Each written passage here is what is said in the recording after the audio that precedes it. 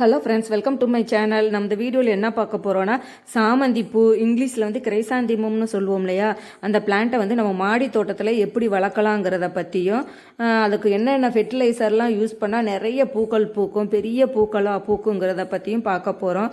அடுத்து வந்து அதில் வர்ற சின்ன சின்ன பிரச்சனைகள் என்ன, அதெல்லாம் வந்து நம்ம எப்படி அதை சரிபடுத்தி நல்ல செடிகள் வந்து பூக்க வைக்க போகிறோங்கிறத பற்றியும் இந்த வீடியோவில் பார்க்க போகிறோம். இப்போ வீடியோவுக்கு புதுசாக வந்திருக்கிற நண்பர்கள் வீடியோவை ஃபுல்லாக பார்த்துட்டு லைக், ஷேர், கமெண்ட் அண்ட் மறக்காமல் சப்ஸ்கிரைப் பண்ணிக்கோங்க. வாங்க வீடியோக்குள்ளே போகலாம். இப்போ சாமந்தி பூவில் வந்து 2 விதமான சாமந்தி பூ இருக்குது. ஒன்று வந்து நாட்டு சாமந்தி பூ, இன்னொன்று ஹைப்ரிட் சாமந்தி பூ. நாட்டு சாமந்தி பூவில் வந்து கலர்ஸ் வந்து கொஞ்சம் லிமிட்டடாக தான் இருக்கும், சில கலர்ஸ் தான் இருக்கும், ரேட்டும் கொஞ்சம் அதிகமாக இருக்கும். ஆனால் ஹைப்ரிட் சாமந்தி பூவில் வந்து நிறைய கலர்ஸ் இருக்குது, சிங்கிள் கலர் ஃப்ளவர்ஸும் இருக்கும். சில ஹைப்ரிட் வெரைட்டியில் வந்து ஒரு பூக்களே வந்து டபுள் கலராகவும் இருக்கும் ஒரே செடியில், அந்த மாதிரியும் இருக்கும். இது வந்து நிறைய கலர்ஸில் கிடைக்கிது ஹைப்ரிட் வெரைட்டி. ஆனால் ரெண்டுமே வந்து நம்ம மாடி தோட்டத்தில் வளர்க்க நல்லாவே இருக்கும். ரெண்டுமே வந்து சூப்பராக இருக்கும், பூக்கள் வந்து ரொம்பவே அழகாக இருக்கும். இந்த பிளான்ட்டுக்கு மண்கலவைன்னு பார்த்தோம்னா நம்ம மாடி தோட்டத்தில் வைக்கிறதுனால வெயிட் கம்மியாக தான் வைக்கணும். அதனால் வந்து ஒரு 40% கொக்கோபீட் எடுத்துக்கலாம், 20% செம்மண் கிடைச்சதுன்னா எடுத்துக்கலாம். இல்லை செம்மண் கிடைக்கலன்னா தோட்ட மண், ஒரு நல்ல மண்ணாக இருக்கிறது கிடைச்சாதான் அதை எடுத்துக்கலாம்.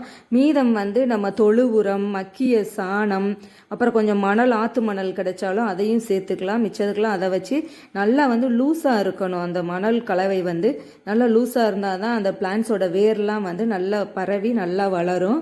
இந்த சாமந்தி பூ வந்து நல்லா பூக்குறதுக்கும், இந்த பெரிய பூக்களாக பூக்குறதுக்கும், செடிகள் வந்து நல்லா ஹெல்த்தியாக இருக்கிறதுக்கும் நம்ம எப்சம் சால்ட்டு யூஸ் பண்ணலாம். எப்சம் சால்ட்டை வந்து நம்ம ஸ்ப்ரே பண்ணி விடலாம், மண்ணுக்கும் கொடுக்கலாம். எப்சம் சால்ட் வந்து நான் எப்படி யூஸ் பண்ணுறதுங்கிறத வந்து நான் ஏற்கனவே ஒரு வீடியோ போட்டிருக்கேன், வேணால் நான் டிஸ்கிரிப்ஷனில் தர்றேன், அதை பார்த்துக்கோங்க.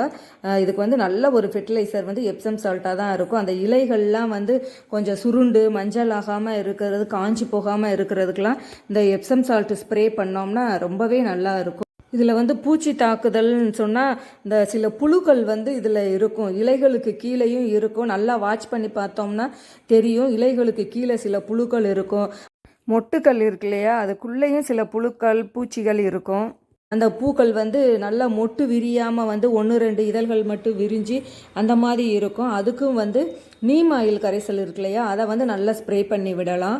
நான் ஏற்கனவே வீடியோ கொடுத்துருக்கேன், வேணும்னா அதை டிஸ்கிரிப்ஷனில் தர்றேன், பார்த்துக்கோங்க.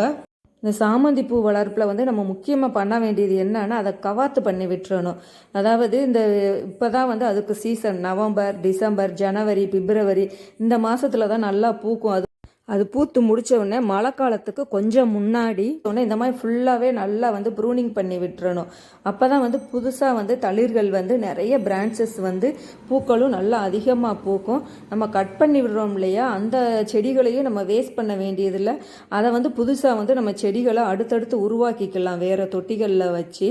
இப்போ அதே மாதிரி நம்ம செடிகள் வாங்கிட்டு வர்றோம்னா அந்த ஒரு செடியவே வச்சுட்டு நம்ம வச்சுட்டே இருக்கக்கூடாது.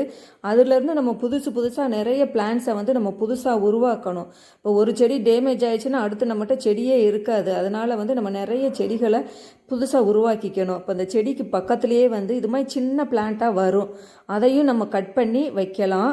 இது வந்து எனக்கு இப்போ தான் ரொம்ப சின்னதாக வந்துட்டுருக்கு, அதனால் இதில் இன்னொரு மெத்தடும் இருக்குது. இதுலேயே வந்து கொஞ்சம் கட் பண்ணி, கொஞ்சம் தடிமனாக இருக்கு இல்லையா, அந்த ஸ்டெம்மை கட் பண்ணி அதிலிருந்து வந்து நம்ம புது செடியை உருவாக்கலாம். இந்த அளவு தடிமனாக இருக்கும் இல்லையா, அதில் வந்து கொஞ்சம் கட் பண்ணிக்கலாம். ரொம்ப பெருசாலாம் கட் பண்ண வேண்டியதில்லை. இப்போ நீங்கள் வீடியோவில் பார்க்குறீங்க இல்லையா, இந்த அளவு இருந்தாலே போதும். அதில் வந்து கீழே உள்ள இலைகளை எல்லாம் வந்து நம்ம எடுத்துடலாம். மேலே வந்து ஒரு 7 இலைகள் அந்த மாதிரி இருந்தால் போதும். அந்த அளவுக்கு எல்லாத்தையும் கட் பண்ணிவிட்டு இப்படியே வச்சாலும் நல்லா தான் வரும். ஆனால் நமக்கு 100% ரிசல்ட் வேணும்னா அந்த கீழே உள்ள அந்த ஸ்டெம்மில் வந்து கொஞ்சம் சாய்வாக கட் பண்ணிடுறோம். கட் பண்ணிவிட்டு கத்தாழை ஜெல்லு இருக்கு இல்லையா, அதில் வந்து நம்ம நல்லா டிப் பண்ணிவிட்டு நடவு பண்ணிடலாம். இந்த ஆலுவேரா ஜெல்லு வந்து நல்லா ரூட்டிங் ஹார்மோனாக இருக்கும். அதில் டிப் பண்ணிவிட்டு நம்ம எந்த தொட்டியில் வைக்கணுமோ அதே தொட்டிலையும் வைக்கலாம். இது ஒரு மெத்தடு. இல்லைன்னா என்ன பண்ணலான்னா, அந்த கட் பண்ணுறோம் இல்லையா, அதை வந்து சின்ன ஒரு பாட்டில் வச்சு அதுக்கப்புறமும் பெரிய தொட்டிக்கு மாற்றலாம். இப்போ இது வந்து இந்த கட் பண்ணது தான் நல்லா தளிர் வந்துடுச்சு. கட் பண்ணி நம்ம ப்ரூனிங் பண்ணப்போ கட் பண்ணது தான். அடுத்து வந்து இன்னொரு மெத்தட் என்னன்னா, இது மாதிரி நம்ம கட் பண்ணோம் இல்லையா, அதை வந்து நல்லா ஆலுவேரா ஜெல்லில் முக்கிட்டு ஒரு சின்ன கப்பில் கொக்கோ பிட்டு இதில் கொஞ்சம் அதிகமாக கலந்துக்கிறோம். மணல் கொஞ்சம் கம்மி தான்.